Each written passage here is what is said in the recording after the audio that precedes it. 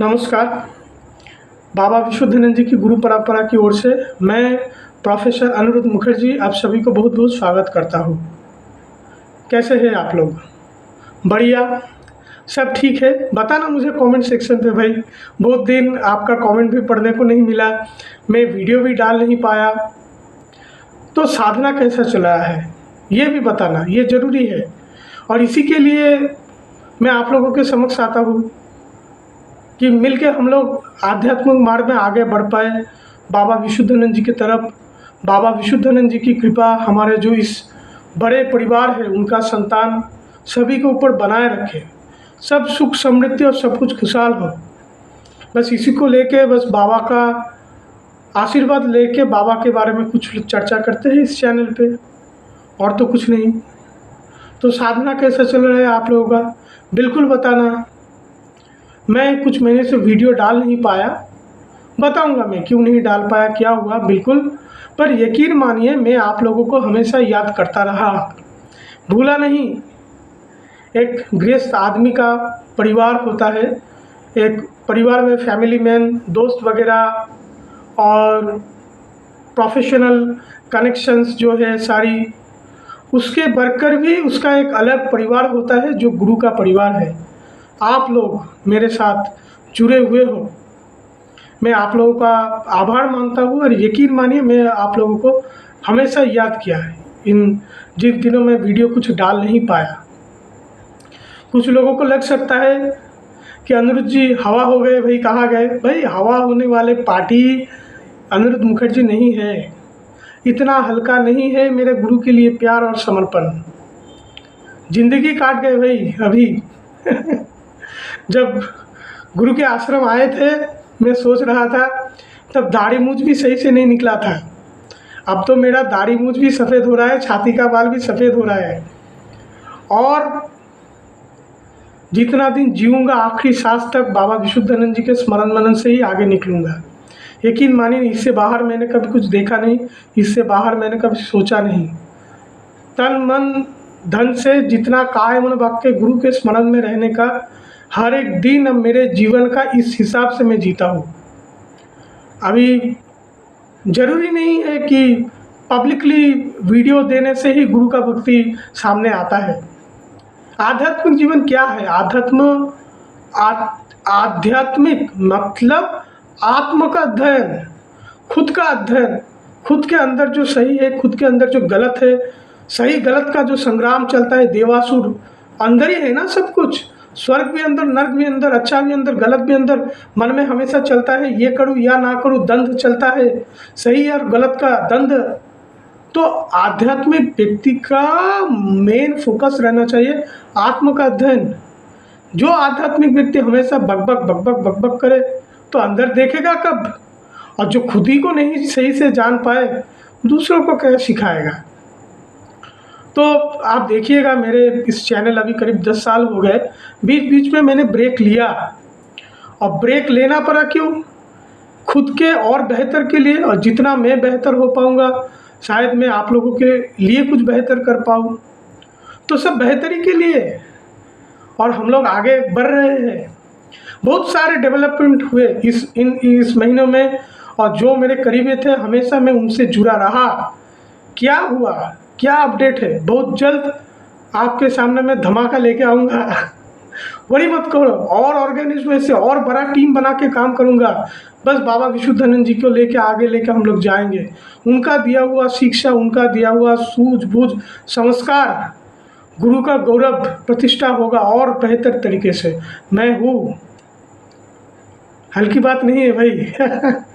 आएगा अपडेट आएगा, आप और कुछ महीने रुक जाओ, बहुत जल्द मेरा पूरा जो काम जाम है वो आएगा आप लोगों के साथ, और ऑर्गेनाइज्ड हुए के मिलेंगे। गुरु के लिए प्यार, गुरु के लिए भक्ति, बस ये फ़ोटो में लगना नहीं है भाई। ठीक है, गुरु का फ़ोटो ले लिया, अगरबत्ती डाल दिए और थोड़ा सा हाथ जोड़ के आँख में पानी डबडाया हुए, गुरु के लिए नहीं। ये गुरु के लिए प्यार कैसे हुआ भाई? ऐसा इतना हल्का नहीं है। If you love your guru, your master, there should be some action. मैं बैठ नहीं पाता, तो जो गुरु से जुड़ा हुआ है वो भी बैठ नहीं पाते।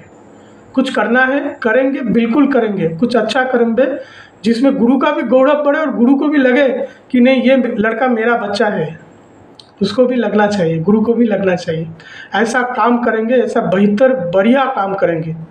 गुरु के लिए जो भक्ति है वो काम पे आना चाहिए, जीवन में ढालना चाहिए, जीवन में पूरा परिवर्तन आना चाहिए, तब जाके ना भक्ति। मुँह जबानी भक्ति भाई काहे का भक्ति, वो डायलॉग तो भाई कोई भी मार लेता है।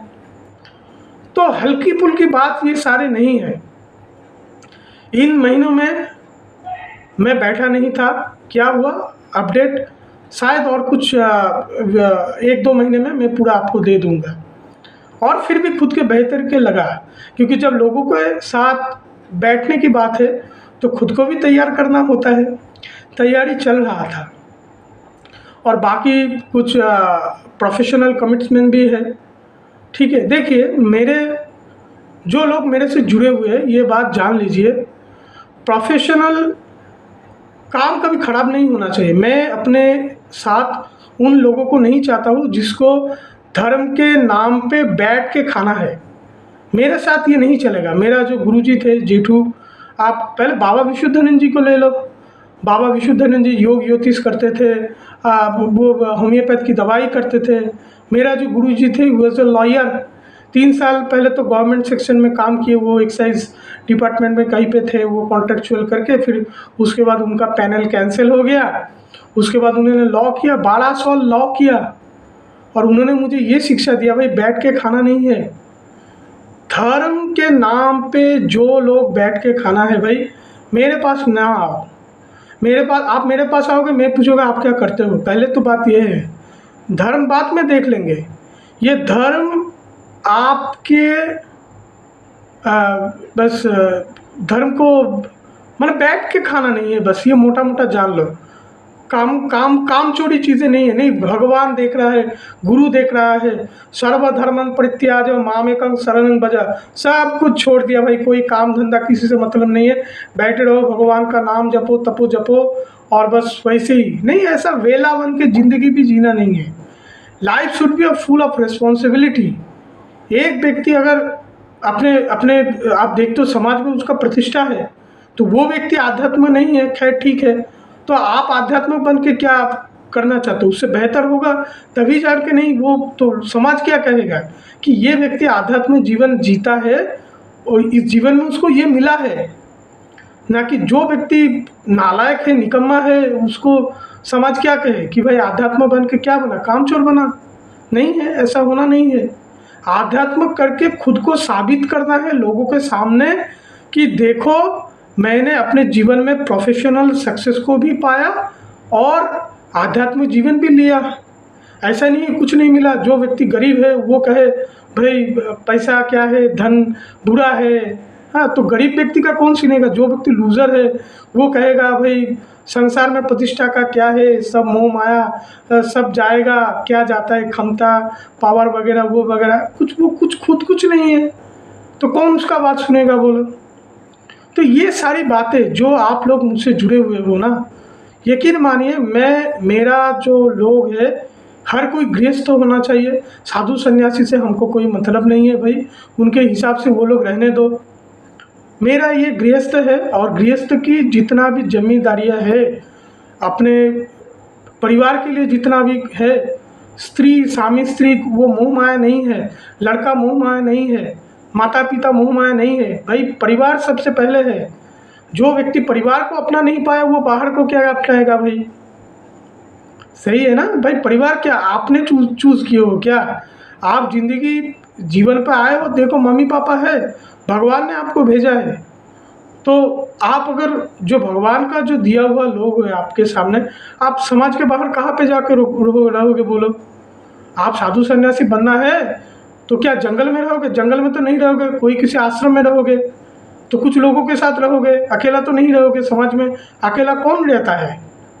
तो अगर कुछ दूसरे लोगों के साथ रह के फिर भगवान के नाम पे चंदा इकट्ठा करके आश्रम चलाना है तो बेहतर है भाई अपने लोगों के साथ रहो, मेहनत की रोटी खाओ और भगवान का गुण गाओ।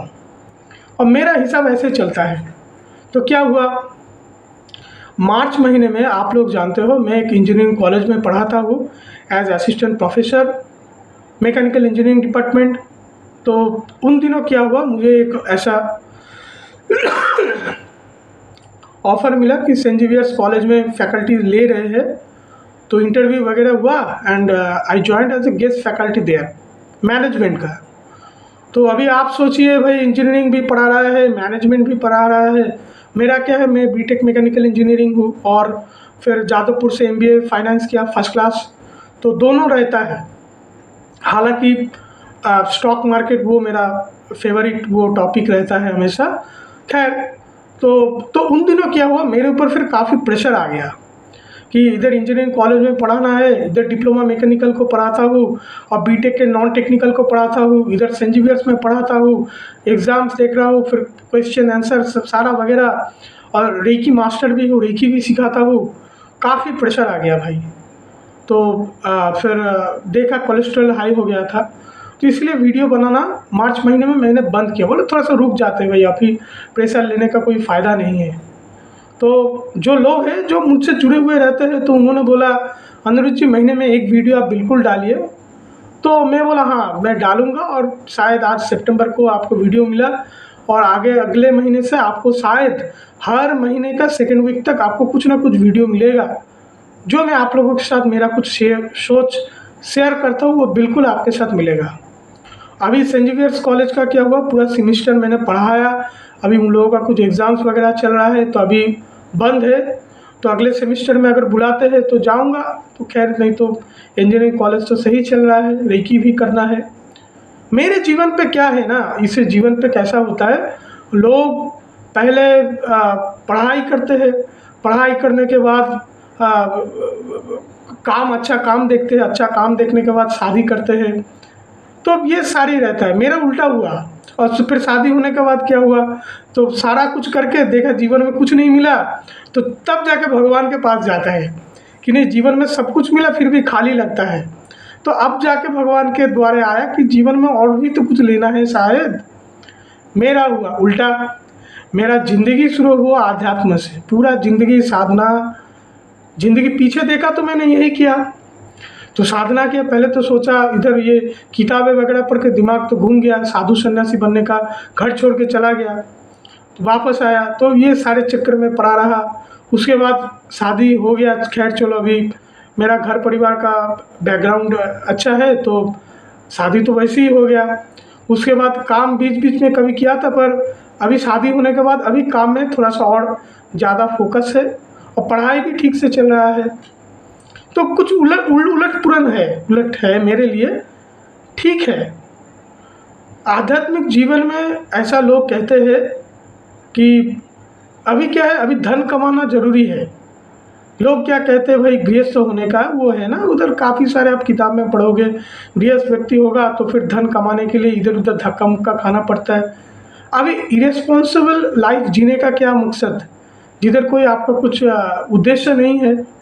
It's good to have challenges in your life. It's good to be some responsible in life. मैं काफ़ी सारे किताबें पढ़ा, अध्यात्म क्या रहता, धन, आध्यात्मिक गुरु ज्ञान दे रहा है भाई, धन के नाम पे। धन क्या है, ये है दान करो पुण्य मिलेगा। हाँ, तो दान करो पुण्य मिलेगा ऐसा प्रवचन दे के जो गुरुजी है वो अपना 4 व्हीलर गाड़ी में मुस्कुराते हुए निकल लिए, और जो लोग दान करके गए वो पैदल घर वापस जा रहे हैं। ऐसा करके लूटा।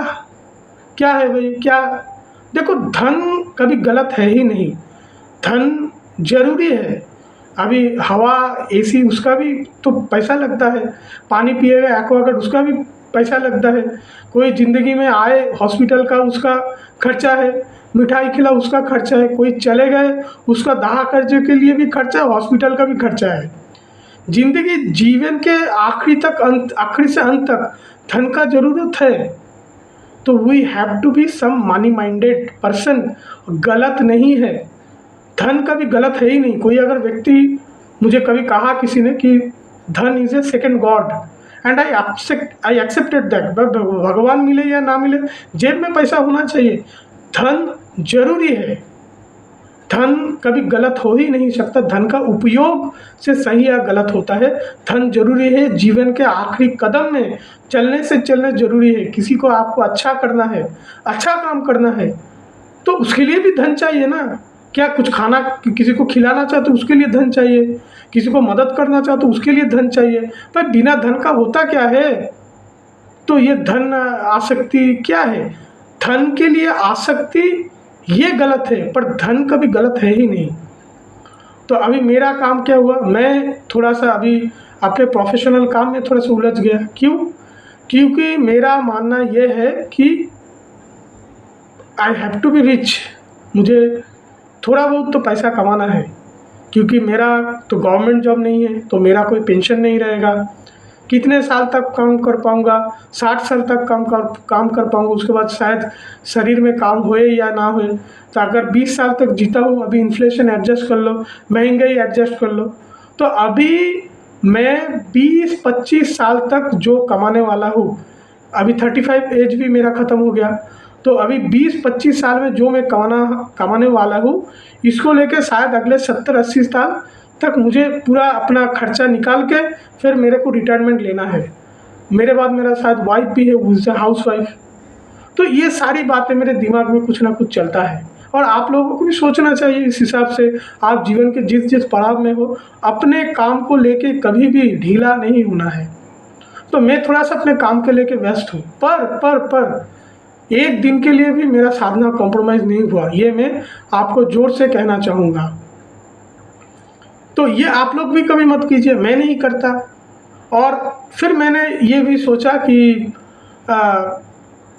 भाई संसार में कुछ ना कुछ तो चलता ही रहेगा, पर गुरु के काम में भी ढीला नहीं पड़ना चाहिए। तो वीडियो सीरीज़ भी रहेगा। कैसे रहेगा? जैसा मैंने आप लोगों को बताया कि हर महीने का पहला हफ्ते में एक दिन तो भाई गुरु के लिए कुछ ना कुछ कम रहेगा। हर हफ्ते मैं अपने गुरु माँ के पास जाता हूँ, वो अभी भी जीवित है, तो वर्धमान विशुद्धाश्रम में हर हफ्ते में जाता हूँ। हर महीने कुछ ना कुछ उनके लिए सेवा वो भी रहता है। तो ये मेरा चलता है। अब बाकी आप लोगों के लिए क्या है? आप लोग यू आर माई फैमिली। गृहस्थ आदमी का परिवार मैंने क्या है, आध्यात्मिक परिवार, ये अलग परिवार है, इसको भी समझ के लेके चलना है। ये अलग नहीं है, ये बाहर नहीं है, इसको लेके चलना है। तो क्या हुआ, हर महीने का पहला रविवार जो है ऑनलाइन में सत्संग होगा, जो हो रहा है अभी नवंबर में शायद मेरा 2 साल कंप्लीट हो जाएगा। हर महीने मैं गूगल में सत्संग करता हूँ, और व्हाट्सएप में जो मेरा पर्सनल ग्रुप है उसमें लिंक जाता है, और कुछ गिने चुने लोग 6-7 लोग जो जुड़ते हैं, बस उनको लेके मैं बहुत आनंद में हूँ। मेरे को ज़्यादा कुछ नहीं चाहिए भाई। क्या है, 2-4 आदमी सही मिल जाए, जीवन स्वर्ग हो जाता है। पांडव भी 5 थे ना, सही है। तो ये हो गया। और दूसरा हफ्ता क्या होगा? दूसरा हफ्ता शायद मैं एक वीडियो में डाल दूँ यूट्यूब में, मैं कोशिश करूँगा एक वीडियो दूसरा हफ्ता आना चाहिए।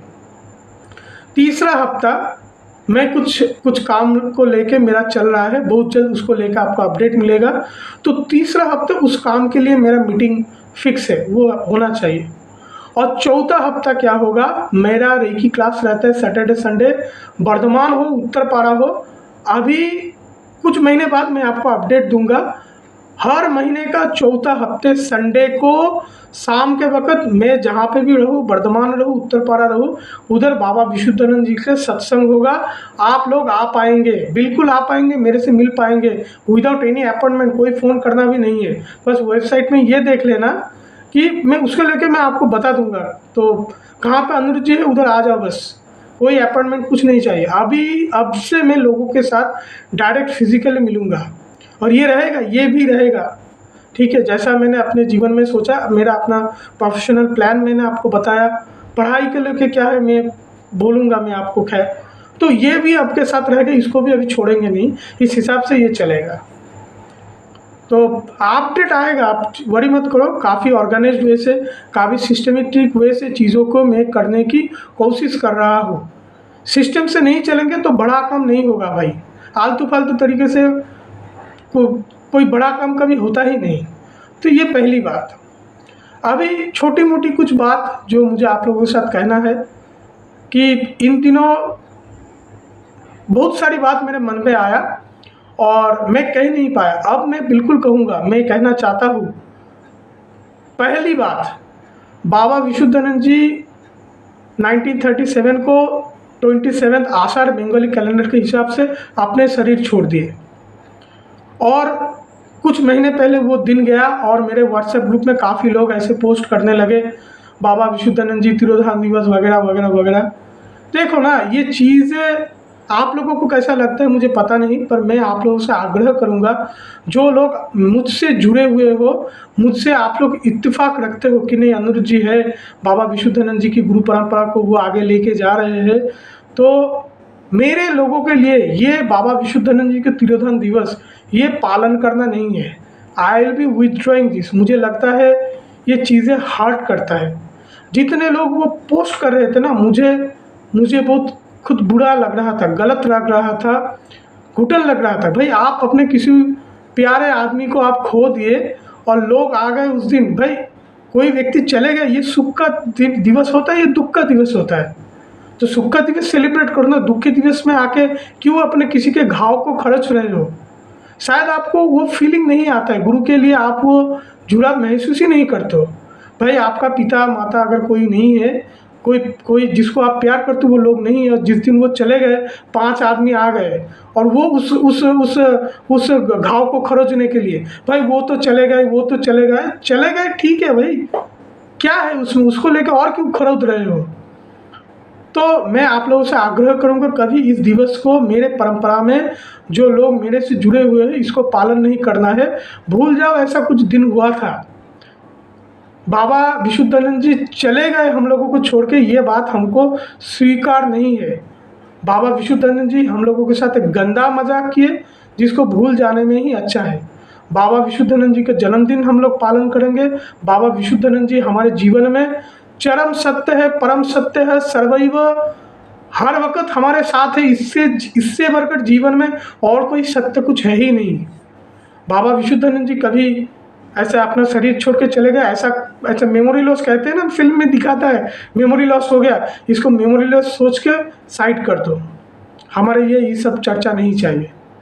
ये पहली बात मैं आप लोगों को कहना चाहूँगा। दूसरी बात, बीच में कोई आया कि किसी ने मेरे को फ़ोन किया कि भाई बाबा विशुद्धानंद जी योग विभूति क्यों दिखाते थे, तो इसको लेके शायद मैं कुछ वीडियो डालूं, और अलग ही मेरे साथ वो लग गए झमेला करने के लिए। मेरे को बोले वो मैथ में पीएचडी है, मैं भी बोला मैं कॉलेज में पढ़ाता हूँ। लोग अपने आप को मेरे ऊपर थोपना चाहते हैं ना, तो अभी मैं भी सामने खड़ा होता हूँ। तो उन्होंने बोला भाई रामकृष्ण परमहंस देव जी ने ऐसा कहा कि योग विभूति दिखाने वाले गलत है। तो मैं बोला, मैं थोड़ा सा उनको समझाने की कोशिश किया, तो लोग समझते नहीं है। ठीक है, अभी कुछ लोग क्या है ना, कितने तरह लोगों के साथ मेरा मिलना होता है। कुछ लोग ऐसे होते हैं ना, आपको आके सवाल पूछेंगे और आप उसको जवाब देंगे, और जो जवाब दिए वो जवाब को लेकर फिर आगे वो आपको सिखाने के लिए बैठ जाते हैं। तो तर्क करना नहीं है। मैं थोड़ा सा उनको समझाया, समझने को उनको नहीं था, तो उन्होंने बोला भाई आप तो एकदम कुछ सुनने के लिए कोशिश। मैं बोला मेरे को झगड़ा करना नहीं है, मेरे को कोई तर्क वितर्क में पढ़ना ही नहीं है। इंसान को बस झगड़ा करना चाहिए भाई, कौन सा सही कौन सा गलत, ये अपना ये तेरा, ये कास्ट को लेके झगड़ा करो, धर्म के लेके झगड़ा करो, गुरु के लेके झगड़ा करो, अब कुछ ना कुछ लेके झगड़ा करो। भाई ज़िंदगी बहुत अनमोल है, तो ये तर्क वितर्क में पढ़ना नहीं है। पर हाँ, काफ़ी बार मुझे ये क्वेश्चन फेस करने को मिला है, तो बिल्कुल मैं इसको लेके अलग से एक वीडियो कभी डाल दूंगा। ठीक है, तो बाबा विशुद्धानंद जी विभूति दिखाते हैं, सही है गलत क्या है, भाई तुम उसके जजमेंट करने के लिए क्या हो। मैं आज पहले ही वीडियो के सामने कहा, जो आदमी भिखारी है ना, उसको धन के ऊपर टिप्पणी उसके ऊपर शोभा नहीं देता है। धर्म के ऊपर टिप्पणी, साधारण सा आदमी है, आप किसी का भी कुछ बात लेके रेफरेंस टान के आप बाबा विशुद्धानंद जी के ऊपर पॉइंट उठा रहे हो। भाई कि दिमाग में कितना पड़े हुए हो भाई। खैर छोड़ो, तो ये सारी बातें हैं। चाहे तो किसी का अच्छा लो, हर कोई जितना भी संत महात्मा है उनसे जो जो चीज़ अच्छा है, जो आपको सही लगता है उसको लो और अपने जीवन को समृद्ध करो, आगे बढ़ते रहो। एक आध्यात्मिक व्यक्ति का रवैया ऐसा होना चाहिए, ना कि दूसरे को छोटा करना सही नहीं है। तो उन्होंने बाबा विशुद्धानंद जी के बारे में काफ़ी अनाप शनाप कहा, मैं सुना और मुस्कुराते हुए मैंने बोल दिया भाई आप रामकृष्ण परमहंस देव जी से मेरे लिए कृपा प्रार्थना कीजिएगा कि बाबा विशुद्धानंद जी के बारे में मेरा आँख खुल जाए। मैं गलत संगत में शायद बैठा हुआ हूँ ऐसा करके। तो ये घटना घटा पिछले महीने अगस्त में मेरा जन्मदिन गया। तो मेरे कुछ लोग हैं अपने गुरु परंपरा में ही, जो लोग कहते हैं अनिरुद्ध जी अपने आप को प्रोजेक्ट करने में बैठे हुए हैं। तो जन्मदिन गया, आप लोगों को किसी को पता चला क्या? कुछ मेरे व्हाट्सएप ग्रुप में भी कुछ ऐसा किसी ने जिक्र नहीं किया, मैं भी चुपचाप रहा। और मुझे ये अच्छा लगा कि जो लोग समझते हैं कि अनिरुद्ध जी बाबा विशुद्धानंद जी का नाम लेके अपने आप को प्रोजेक्ट करने में रखे हुए हैं। भाई 10 साल हो गए, मेरा गुरुजी 2014 को चले गए और तब से उनके बाद मैं बाबा विशुद्धानंद जी के बात कह रहा हूँ आप लोगों के साथ। और पिछले महीने मेरा जन्मदिन काफ़ी सुना गया और उसमें मेरे को कंप्लेन नहीं है, मेरा बस कहना यही है,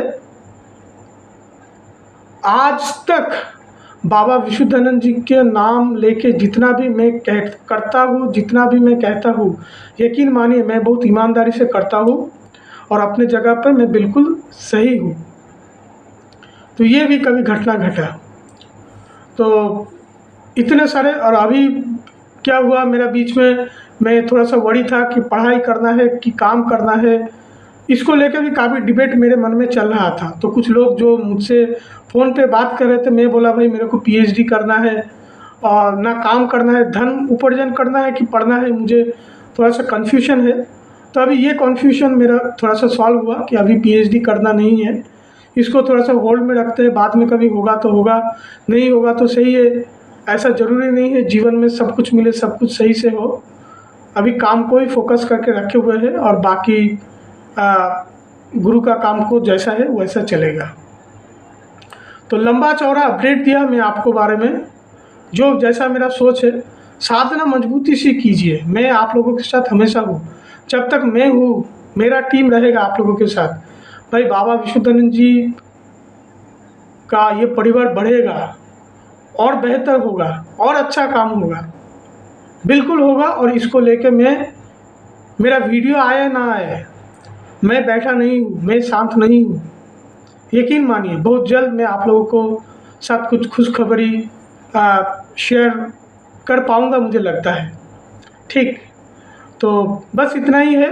अब से हर महीने आप लोगों को रेगुलर वीडियो मिलेगा, देखते रहिए। और मेरे लिए अगर कुछ सजेशन है बिल्कुल मुझे कहिएगा, क्योंकि मैं हमेशा कहता हूँ मैं कोई ऐसा आई हैव नो बैकग्राउंड, ठीक है।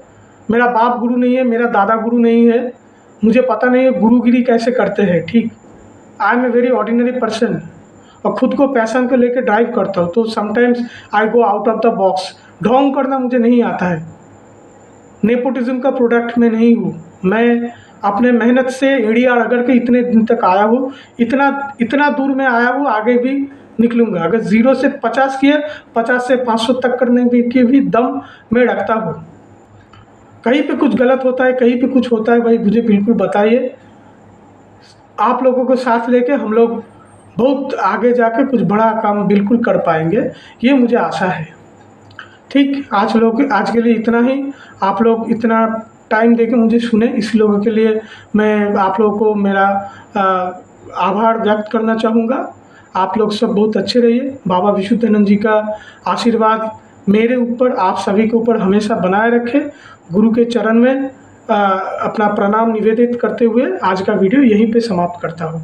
नमस्कार।